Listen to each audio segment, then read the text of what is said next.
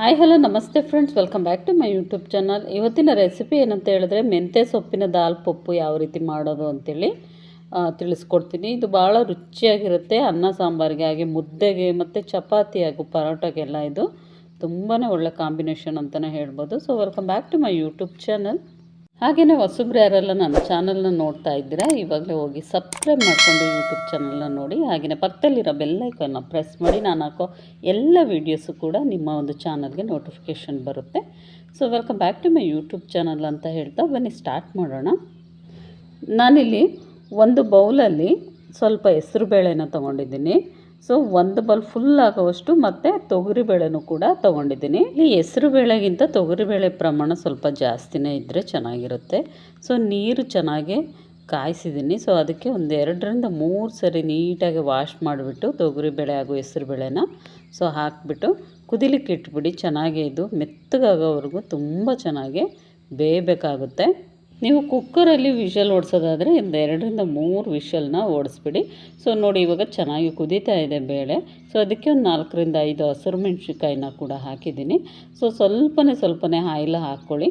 So ನಂತರ ಒಂದು table spoon ಆಗೋಷ್ಟು ಅರಿಶಿನ ಕೂಡ ಹಾಕ್ಕೊಳ್ಳಿ. ಆಯಿಲು ಮತ್ತು ಅರಿಶಿನ ಹಾಕೋದ್ರಿಂದ ಬೇಗನೆ ಬೇಳೆ ಬೇಯುತ್ತೆ. ಸೊ ಈ ರೀತಿಯಾಗಿ ಮೊಸರಾಗಿಬಿಡುತ್ತೆ. ಒಂದು 20 ಮಿನಿಟ್ಸಲ್ಲೇ ಸೊ ಬೇಳೆ ತುಂಬ ಚೆನ್ನಾಗಿ ಮೆತ್ತಗೆ ಬೆಂದಿರುತ್ತೆ. ಸೊ ಇದಾದ ನಂತರ ಒಂದು ಬಾಣಲಿಗೆ ನಾನು ಕುಕ್ಕಿಂಗ್ ಆಯಿಲ್ ಹಾಕ್ತಾಯಿದ್ದೀನಿ. ಒಗ್ಗರಣೆಗೆ ಎಷ್ಟು ಬೇಕು ಅಷ್ಟು ನೋಡ್ಕೊಂಡು ಹಾಕ್ಕೊಳ್ಳಿ. ನಂತರ 1 ಟೇಬಲ್ ಸ್ಪೂನ್ ಆಗೋಷ್ಟು ಸಾಸಿವೆನ ಹಾಕಿದ್ದೀನಿ. ಹಾಗೆಯೇ ಜೀರಿಗೆನೂ ಕೂಡ ಹಾಕ್ಕೊಳ್ಳಿ ಮತ್ತು ಕರಿಬೇವನ್ನು ಕೂಡ ಹಾಕ್ಕೊಳ್ಳಿ. ಹಾಗೆಯೇ ಈರುಳ್ಳಿನೂ ಕೂಡ ಹಾಕಿದ್ದೀನಿ. ಒಂದು 2 ಈರುಳ್ಳಿ ಉದ್ದುದ್ದವಾಗಿ ಕಟ್ ಮಾಡಿ ಹಾಕಿರೋ ಅಂಥದ್ದು. ಇದಿಷ್ಟು ಇವಾಗ ಆಯಿಲಲ್ಲೇ ಫ್ರೈ ಆಗಬೇಕು.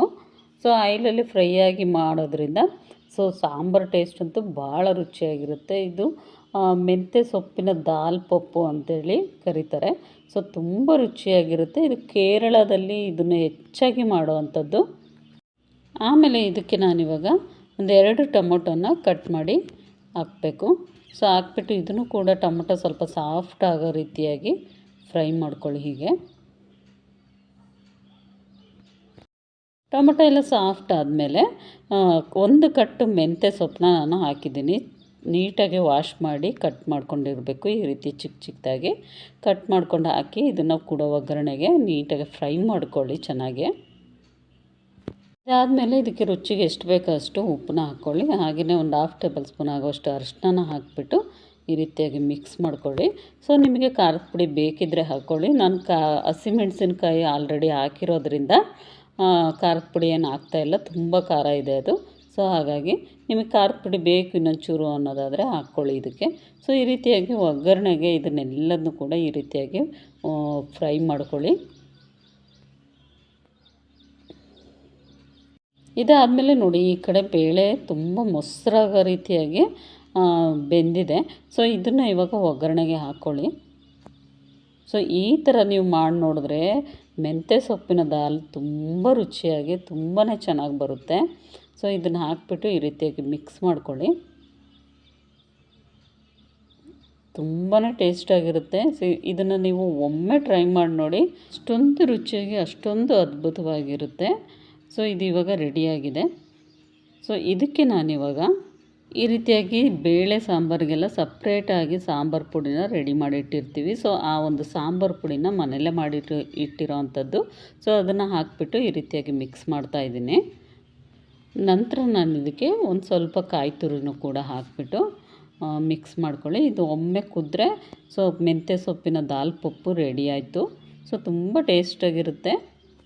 ನೀವು ಬೇಕಿದ್ರೆ ಸಾಂಬಾರು ಪುಡಿ ಇಲ್ಲ ಅಂದರೆ ಸ್ಕಿಪ್ ಮಾಡ್ಬೋದು, ತೊಂದರೆ ಇಲ್ಲ. ಅದು ಹಾಕ್ದೇ ರುಚಿಯಾಗಿ ಕೂಡ ಇರುತ್ತೆ. ಸೊ ಇವಾಗ ಸರ್ವ್ ಮಾಡೋಣ.